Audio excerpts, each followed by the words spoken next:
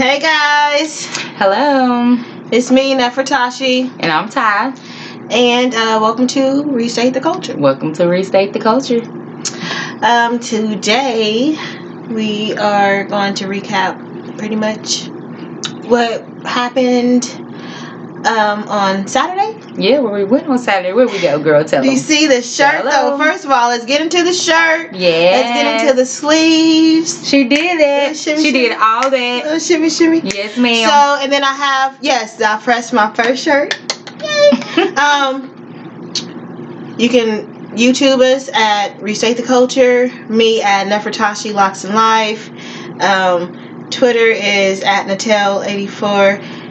Okay, actually, I'm changing all my stuff, and it's just gonna be Nefertashi. Yes. You know, more Nefertashi. I'm going into my Nefertashiness. So, just look at the shirt. It's cute though. Don't worry Very about. cute. I'm Cute. a restate where I'm at and what I'm doing, because it's gonna be more directly linked. Because now I got like 3 different things. Because I ain't really been on a social media thing, and so that little identity was like I didn't know what and who and where. But she's found herself. So now I'm gonna go ahead and rock with this Nefertashi. My locks is my life. The shirt, Everything though, about that shirt is so cute. Get into these sleeves. And that ain't the only one. You got to see the other one. Yes. She did such an amazing job on the shirt. Hers and my mom's. Yes. So Getting stopped. Mama getting stopped in the middle of the street. right. Who made that shirt? Who made that shirt? Who made the that shirt? Was me. Who She did said it? Tasha, but I was telling her I'm gonna do Nefertashi now. That's what I ate. So my name is Natasha, and so I'm gonna go by Nefertashi, which is great, right? Y'all like that? Let me know if you like it in a comment below. What I do know that I also said was I'm gonna stop talking so damn much. Because it ain't about me, you know what I mean? And so the fuck, I don't know why I just be getting nervous. So instead of like not talking for some reason, I just talk a lot. She go and I go the whole goddamn way because I be nervous. But it's okay though. It's okay. I do love the shirts. We gonna get into what happened Saturday, what inspired the shirts, and just the whole women's empowerment thing, and then we're gonna go into our show. So okay, I'm gonna shut up now. Yeah, well, Saturday, of course, we went to the women's conference, and Sarah Jakes Roberts was there. Was so excited about that. I love that so much. If you watch the last video, the bonus video, you'll get to see a little bit of what we experienced on that day. Mm-hmm. So that was pretty awesome. Yeah, when I left, I know that I felt very empowered. Okay, and I know that I was supposed to be there. I'm chasing a dream. She's chasing a dream. Like Toyota, driving dreams. Right, driving dreams. Y'all would have seen that on Instagram, and y'all was on there. We was posted out it. What dream are you chasing? Right. We all out here chasing a dream. So, whatever. And if you know what I mean, you doing great. Right. What's your next dream? Right. Because you never finish. Right. You're never done. So what's next? Mm-hmm. And if you don't know what your dream is, honey, it's okay. Just go back to sleep. 1 in the morning, you're gonna wake up and you're gonna know what that dream is. So just keep on. Yes. Okay. So.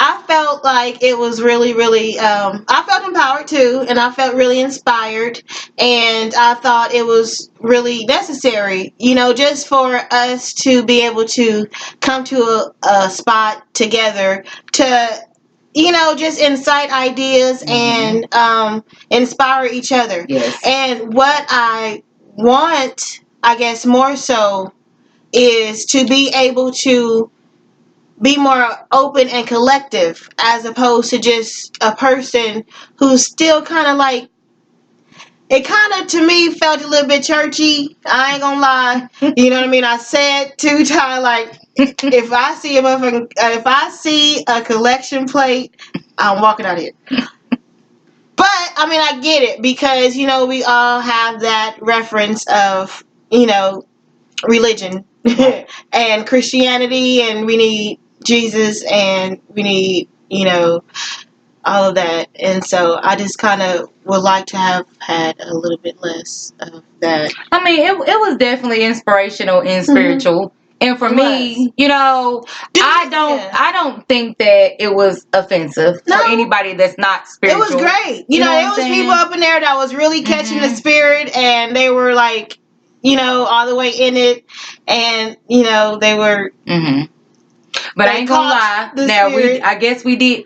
The We went to mom church. Like almost, she, yeah, she she did. definitely Mhm. went back, and she felt, so it was great to feel that energy. But the point is, like, that energy is just us surfacing and boiling up and resonating within our own self, our own inner goddesses. So we don't have to give that power to. I'm not gonna go there. What was funny, to segue from that, right? The whole, I wish we could just be a little bit more uplifting just in ourselves without having to turn it to a religious Christianity then churchy type of thing. That's all I gotta say about that. But it was great. I love you. It was great. I rearranged my living room. That happened on Saturday, Sunday. I was like, yes, I feel empowered. Mhm. I want a new change. Mhm. I need some new energy because I'm finna go ahead and be. And I love when she was talking about how, women, we are the soil. Mhm. Like, she had brought that back. Like, we gotta understand and shift and, solidify our position. You know what I mean? And how sometimes you fall out of shape.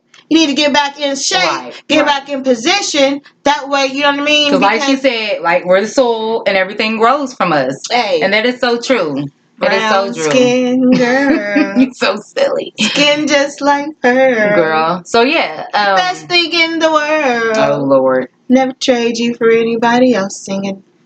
Go Blue. Watch the next video to hear her when she starts her new singing career. No. Okay. It's coming. Okay. But the whole part of that song, really, I just love Blue's little intro. It was so cute. You just want to feature a little cheek. Silly. Go on, girl. But yeah. So Okay. yeah. Okay, and so, but what was funny about that was the segue. Y'all hear about, T.I. and 2 Chainz little incident when they was trying to go into church, and, they kind of snuck in late. So when you late, instead of getting the back seat, you actually had the front seat. That didn't work out.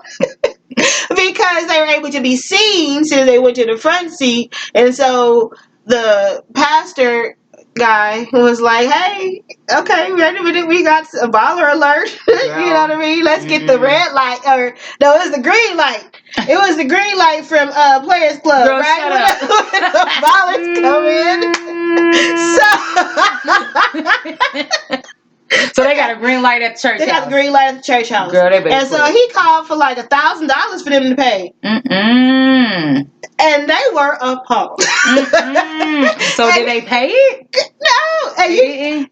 No. I wouldn't have paid it either, No. honey. No. No. Stop playing. No. Quit it. And they got So it, he but really- it's like just the point. So he really just called for $1,000 because he seen some ballers in the building and he wanted to get a little and extra money. I don't know, was it like, okay, we go allegedly. Okay. Throw that there. And I think it was like maybe 20 people or 100 people. Between 20 and 100 people. At the church?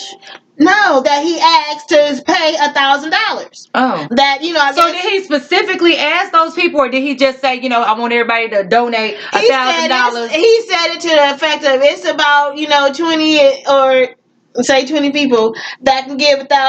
I need 20 people to give $1,000 right now after these 4 individuals come in. And then what was funny was because Killer Mike was in the same congregation, but he wasn't in the front. He was like over to the other side. Okay. You know what I mean? And so, like, he just saw all of it too. And it was just crazy because it's like people always try to play on our. So we got pastors out here being money That's hungry. what they always Okay, so what do y'all think about that? Do you think that's okay? Do you think it's okay to be money hungry in the church? Is that let us know below. But is that not what the foundation of the church is? And do we really need to? The foundation of the church to be money hungry? The foundation of the church should be just, yes. Fuckery. Okay, well, you know what? To be fuckery, be fraud. I can understand to be that. fraud to a certain extent. And to always keep ourselves, our African brown skinned selves, in a state of sup- suppression. Okay, well, I think we should just know what church That is what it does. we have to know what churches we're stepping into. Because just like the conversation that I previously had with my sister, I'm not going to go, I'm be honest with you, okay? I visit churches, but I don't want to attend a church and be a member of a church where the pastor gets paid, to be honest with you.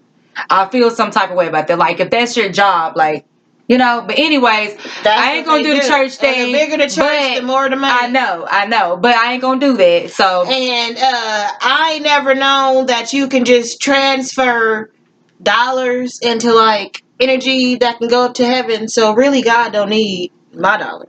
You know what I mean? Like the whole tides thing is another perversion in the whole European conspiracy fuckery. So you have to really know your Bible to understand that tithes and offering, that's all Old Testament stuff. But you have to understand that the Bible is not even for our skin tone of a people. Going into that. Okay, wait. Since we talk about Bibles, well. how about this then? Okay, you want to get into Bibles? Let's get into Bibles and let's get into, just love and peace and respect and harmony and forgiveness. And how would you feel, you and your Christian self, with your Bible? You got your little family, got your boyfriend, because of course when you got a boyfriend, that's pretty much like a husband. That's your dude. That's your family. So you got your family, and so your family decides your family decides that he can't okay, here's the situation. I can't even really just metaphorically say it like that. Here's the facts. So there is a lady. Oh, really? When you telling me about this? About the lady and the stuff. And so why don't you just say it, because here I am. Okay, so we have a 42-year-old lady with a 39-year-old boyfriend. Talk too damn much. Okay, you're so silly. It's okay. Why you don't fucking stop me? I'm gonna get the bell. It's all right. I'm gonna get a bell, and she can be like, okay, damn. It's okay. I'll be nervous. I'm still nervous. It's okay. It's very she be quiet before the camera come on. Then when the camera come on, she just it's okay though. It's all love. Shots. I do love the shirt though. It is amazing. So we have a 42-year-old woman and a 39-year-old male, and the woman, she has been experiencing memory loss, severe headaches, difficulty communicating for an entire month. A whole month. 30 days. A little bit over. Depending on what month is in. Mm-hmm. So she goes to the doctor due to these things, okay? Well, she gets to the doctor and she finds out that she has a bullet in her head. She's got a whole bullet in the back of her head. A whole bullet in the back of the head.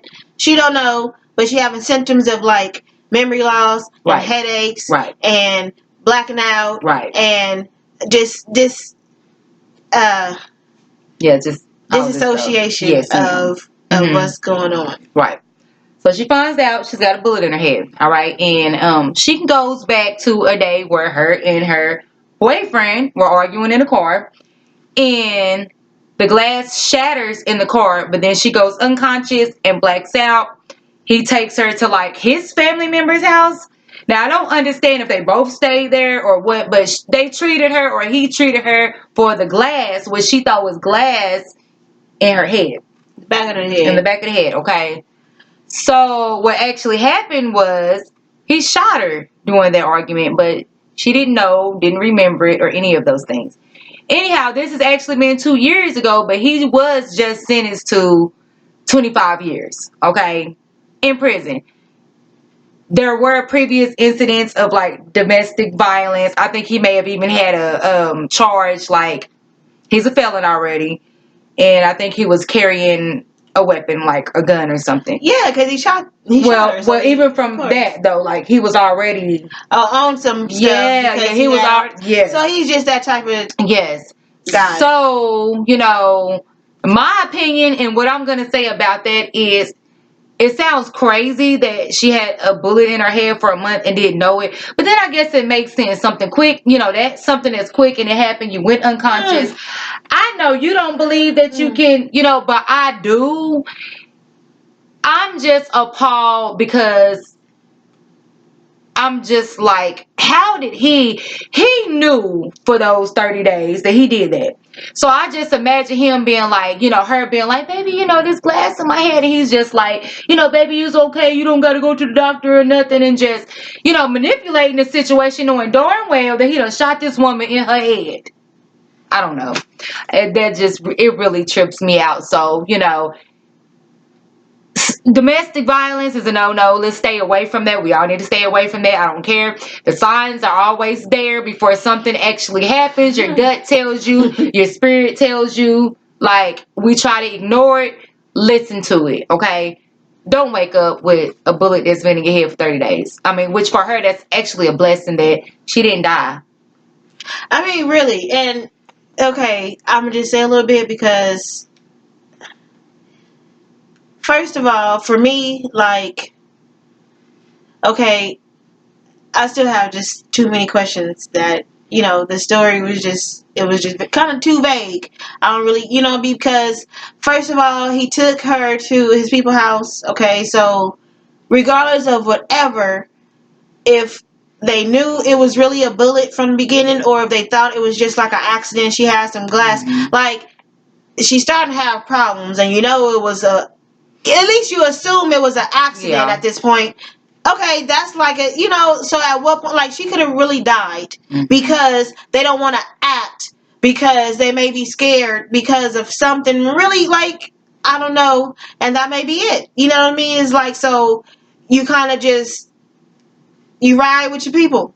You know what I mean? And you stick up, and I guess no matter what cost, but it's like, at what point is that not okay? To sit and know that somebody could really be in jeopardy and you just scared that somebody is going to be in trouble for some shit that should be in trouble for some shit that happened, because it ain't like, okay, to shoot somebody in the head, you definitely, that you don't just go from 0 to that 100. Like, it's some instances, which is why he already have prior cases. Right. You know what I mean? Of some domestic disputes. Even if you called the police or not, we probably did not. You know what I mean? Because that's what the fuck we do. And I done just inserted we, because now I just know that that's like what happens. You know what I mean? Shit goes on that we allow, knowing that this is not what we really accept. Well, and what happens is you end up getting shot in the head. Right.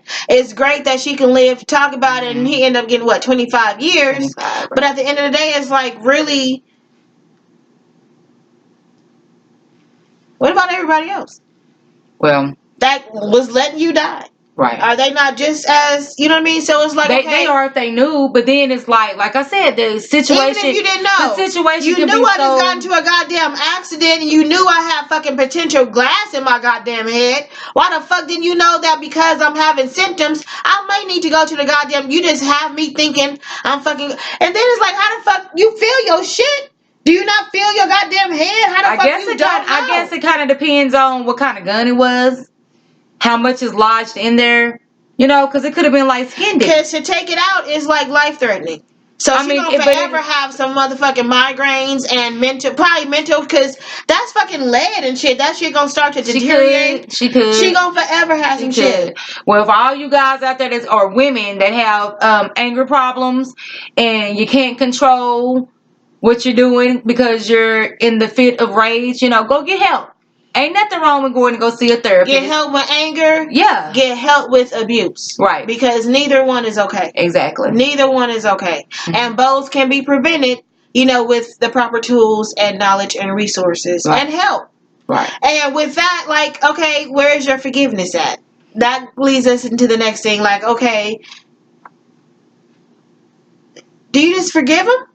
Could you forgive him? Do you forgive everybody that put you in that position, and now you have damaging effects for the rest of your life, but you're still alive?